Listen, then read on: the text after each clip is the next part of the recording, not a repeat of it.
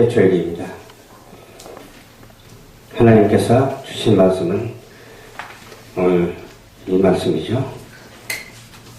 너희가 은혜를 인하여 믿음으로 말미암아 구원을 얻었나니 이것이 너희에게서 난 것이 아니요 하나님의 선물이라.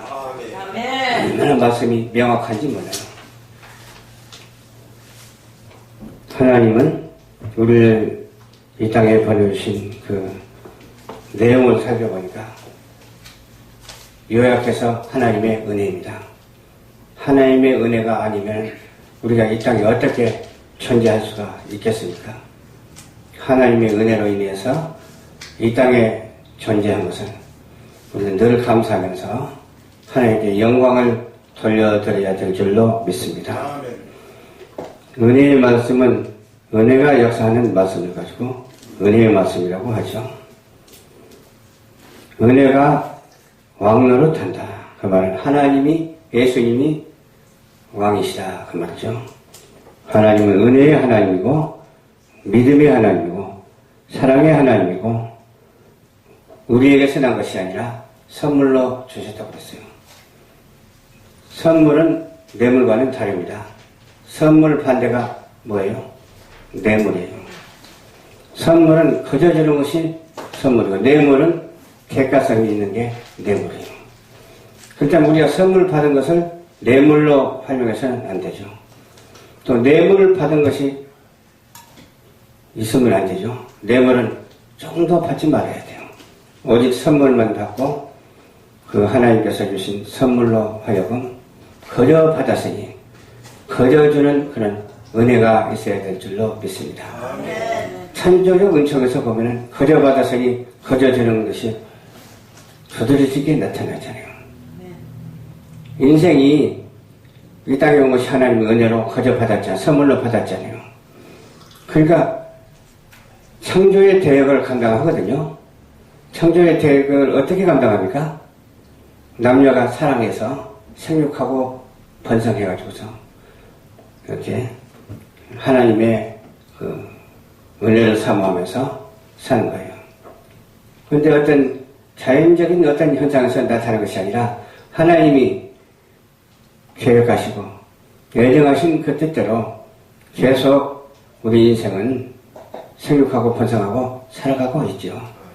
근데 오늘날 많은 사람들이 결혼을 안 하려고 그래요. 어떤 목사님이 아들이 있는데 아직 결혼을 못했대.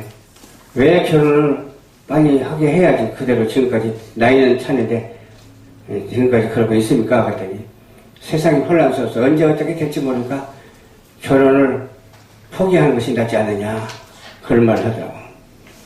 옛말에 세상 말에도 이런 말이 있습니다. 세상 말 써서 안 됐습니다만은 내일 지구가 멸망한다 할지라도 한 그루에 나무를 심는다 그랬어요. 한 그루에 사과나무를 심는다 그랬어요. 만약에 그럴 것 같으면 우리 같은 경우도 마찬가지예요. 곧 얼마 안 있다가 큰 재앙이 덮친다 할지라도 우리는 일을 하는 거예요. 재앙이 덮쳐서 얼마 안 있으면 끝장날 건데 무슨 일을 하냐 가만히 기도하고 있자 그게 아니잖아요.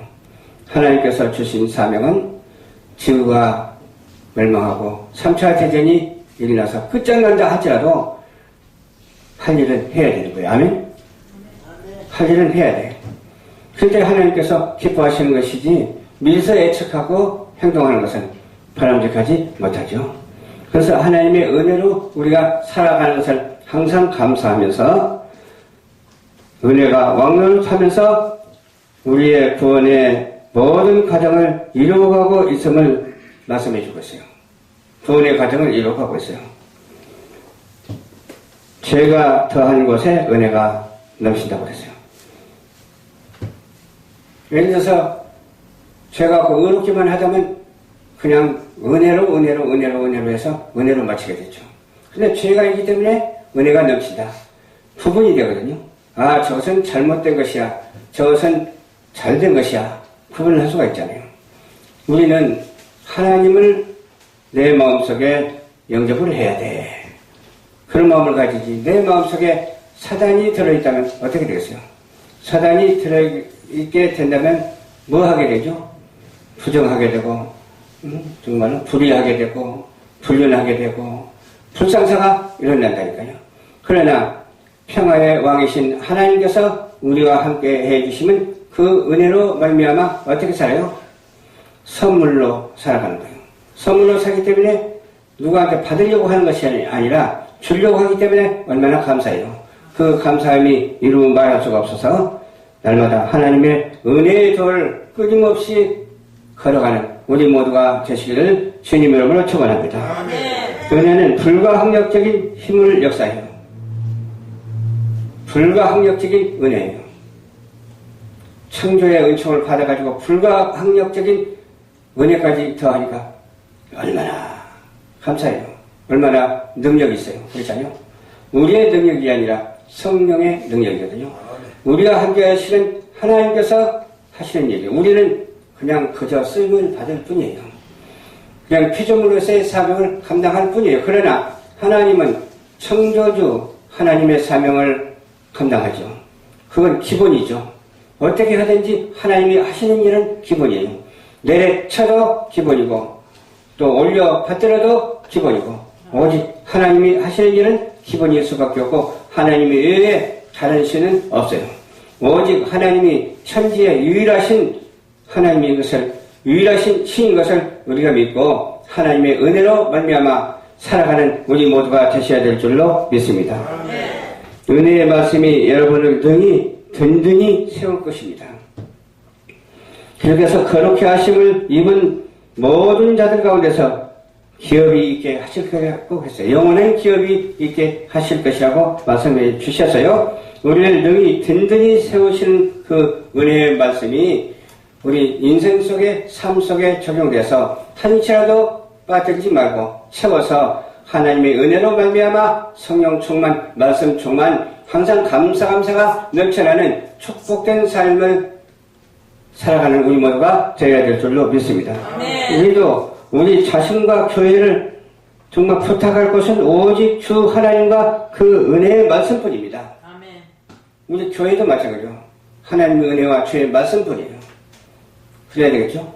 어떤 불상사가 일어난다 할지라도 그들을 긍휼히 여기고 그들을 위해서 기도해야 될 줄로 믿습니다. 어떤 미운 사람이 있다 할지라도 서로 사랑하면서 하나님의 은혜의 장중에 붙잡혀서 사명을 감당하는 우리 모두가 되어야 될 줄로 믿습니다. 예수님은 바리새인들의 누룩과 사두개인들의 누룩을 조심하라고 했어요. 지금도 말씀은 유효합니다. 그때 말씀이나 지금 말씀이나 유효합니다. 1.1핵도 변함이 없습니다. 천지는 없어지려니와 하나님의 말씀은 1.1핵도 없어지질 않아요. 산이 갈라지고 바다가 갈라지고 지구가 분해된다 할지라도 하나님의 말씀은 천지에 영원합니다. 그 영원한 말씀을 우리는 붙잡고 영원성을 향해서 가니까 영원한 생명을 얻었으니 얼마나 축복된 일입니까? 이 축복된 일이 항상 우리 삶 속에 적용되고 우리 인생 속에 적용되고 지금 실제 속에 적용되고 미래 속에 적용될 줄로 믿습니다. 믿음의 신학을 가져야 돼요. 형통의 신학으로 가져야 돼요. 그 말은 무슨 말이냐? 하나님의 말씀은 영원하고 그대로인데 이 말씀을 이렇게 봉독하고 이 말씀을 전하는 데 있어서 신학적인 용어로 쓰여져야 돼요. 신학이 빠져서는 안 돼요. 바른 신학, 생명신학이 있어야 될 줄 믿습니다. 살아 움직이는 그런 신학이 있어야지 움직이지 않고 그냥 말로만 하는 그런 신학이 아니라 고정되어 굳어진 신학이 아니라 항상 살아 움직이면서 생명을 살리는 하나님의 말씀에 중심된 신학 사상이 우리에게 있어야 될 줄로 믿습니다. 그래야 우리가 형통을 하게 되거든요. 예수님께서 오셔서 십자가의 죽으심으로 이룬 복음을 값비싼 것으로 생각하지 않으려고 헐값으로 생각하는 그런 사람들이 얼마나 많은지 모릅니다. 우리는 빚을 졌어요. 빚을 졌는데 어떤 빚을 져야 될까요? 돈빚도 지면 안 됩니다. 어떤 봉사의 빚도 지면 안 됩니다. 우리는 사랑의 빚을 졌습니다. 사랑의 빚을 졌기 때문에 서로 하면서 빚을 갚아야 되겠죠. 우리 예수님을 사랑하고 예수님이 우리를 사랑하셨은즉 우리도 예수님을 사랑해야 되잖아요. 그래서 십자가를 지고 우리를 위해서 죽으시고 십자가에서 또 내리사 장사된 지 사흘 만에 또 부활하시고 또 우리를 위해서 보혜사 성령으로 오늘도 함께하고 계시잖아요. 하나님의 영광을 바라고 즐거워하는 것이 복음입니다. 이러한 사랑에 빚진 마음으로 복음을 전하면서 영광된 하루하루 우리의 인생길 되시기를 주님의 이름으로 축원드립니다. 야고보 사도는 이같이 말씀을 했죠. 가짜 복음과 진짜 복음의 분기점이 여기 있어요. 형제들아 너희가 여러가지 시험을 당하거든 온전히 기뻐하라 그랬어요. 시험을 당하는데 기뻐할 사람이 얼마나 될까요? 어떤 사람은 문제를 일으킨 사람이 있는가 하면 어떤 사람은 문제를 해결하는 사람도 있고 그렇다고요. 어떤 사람은 복음을 증거하는 사람이 있는가 하면 어떤 사람은 비복음을 말하는 사람이 있어요. 예수를 믿으라고 하면 반대하는 사람도 많아. 예수 믿으라고 하면 네 알았습니다 하고 믿으면 얼마나 좋을까. 그런데 너나 믿어라 그러거든요. 너나 믿고 천국 가라 그러거든요. 그게 바른 말이 아니잖아요. 복음의 말이 아니잖아요. 우리는 복음의 말을 한다면 저들은 비복음의 말을 하면서 대적하는 저 물들을 향해서 우리는 어떻게 해야 된다고요? 시험을 당한다 할지라도 기쁘게 여기고 기도해야 될 줄로 믿습니다. 이는 너의 믿음의 시련이 인내를 만들어내는 줄을 너희가 알리라. 인내는 온전히 이루라. 인내를 온전히 이루라. 인내는 참는 것이잖아요. 견디는 것이잖아요. 참아야 하느니라. 그 소리가 어떤 때는 막 들려요. 어떤 참아야 참아야 돼요. 근데 참아봤더니 진짜 은혜가 되더라고요. 그것은 온데가 되었고 그냥 은혜가 찾아와서 참는 것으로 하여금 좋은 일이 발생되거든요. 참으니까 좋은 일이 발생돼요. 그럼 못 참고 거기서 화를 펄컥 냈다고 생각해봐요. 은혜가 발생하는 것이 아니라 화가 발생돼가지고서 그냥 문제가 생기고 막 다투게 돼요. 분쟁하게 돼요. 우리에게는 분쟁하는 일이 없어야 될 줄로 믿습니다.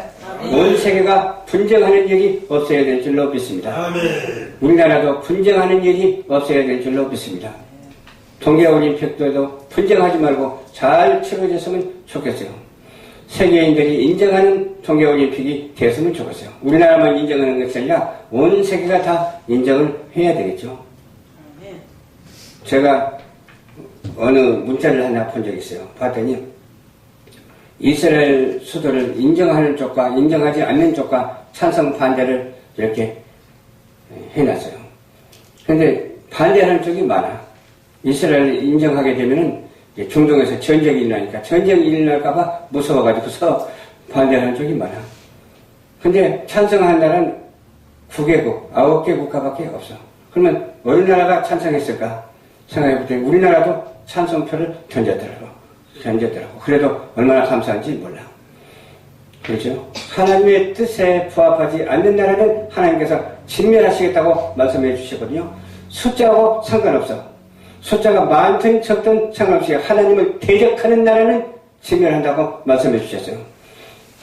어느 나라를 막론하고 하나님의 뜻에 부합한 나라가 되어야 될 줄로 믿습니다.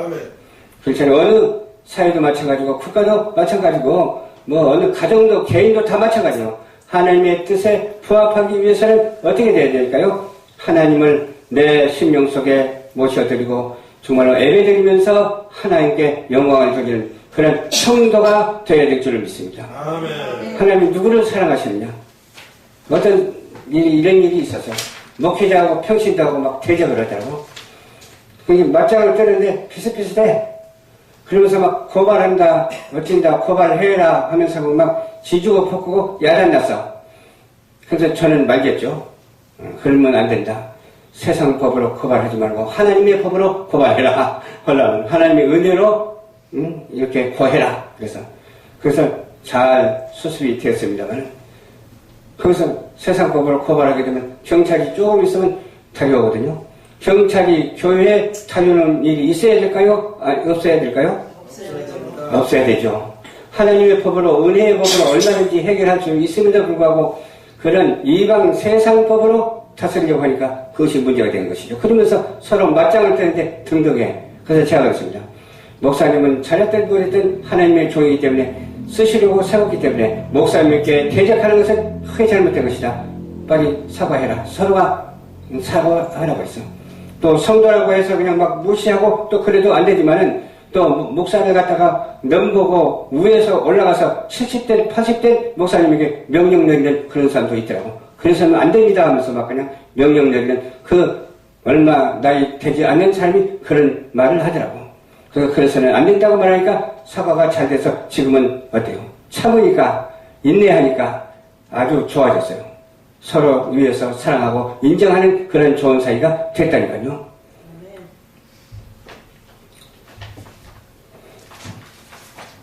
우리는 정말로 영원한 기업을 살기 위해서는 하나하나 일이 얼마나 소중하다고 하는 사실을 알아야 될 줄로 믿습니다. 아멘. 그렇잖아요?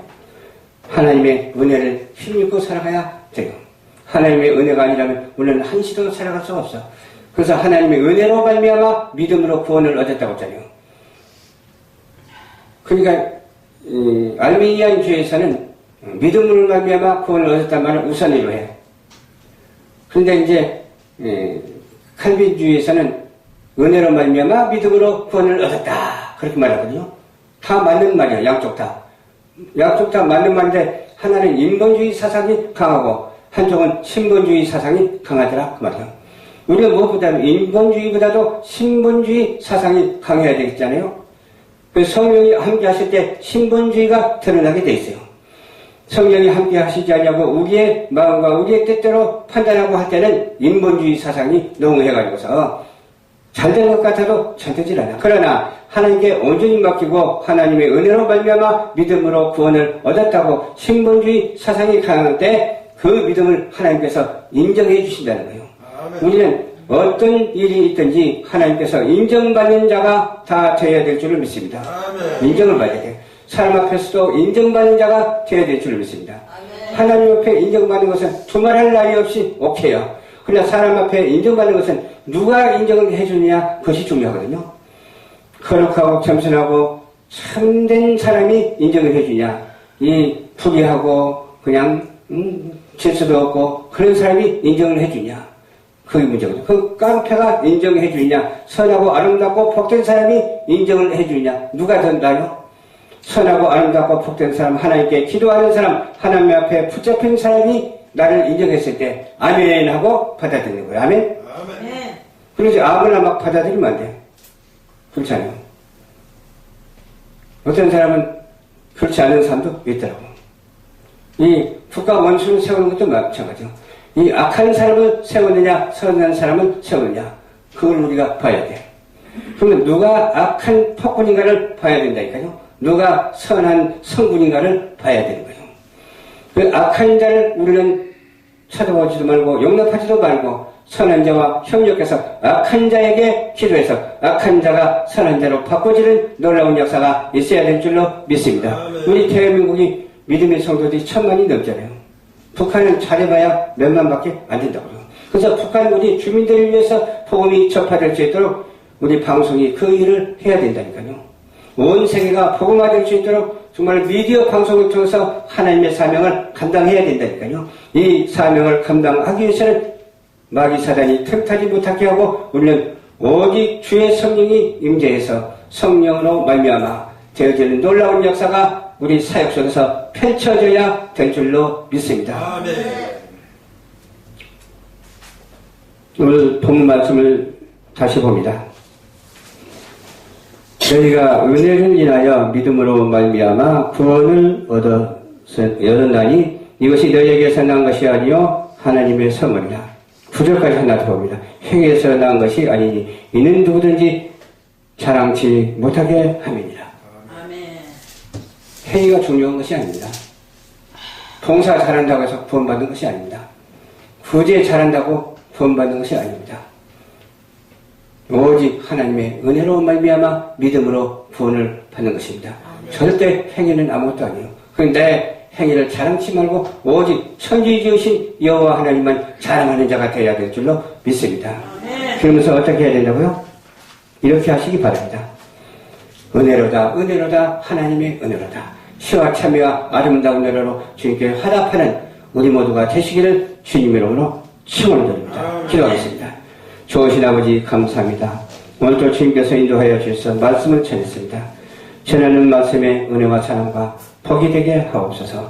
예수님 이름으로 기도하옵나이다. 아멘.